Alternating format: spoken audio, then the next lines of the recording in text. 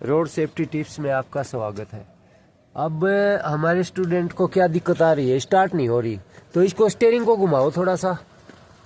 हाँ ये लॉक हो गया ना, हाँ देखो हो गया ना, अब स्टीयरिंग लॉक ठीक हो गया ना।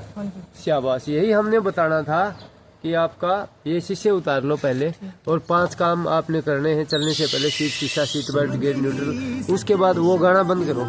उसके बाद क्या करना है, आपकी गाड़ी पार्किंग है, आपने क्या करना है, बाहर निकालनी है, थोड़ी आगे करके थोड़ी पीछे करके बाहर निकाल देना। ओके।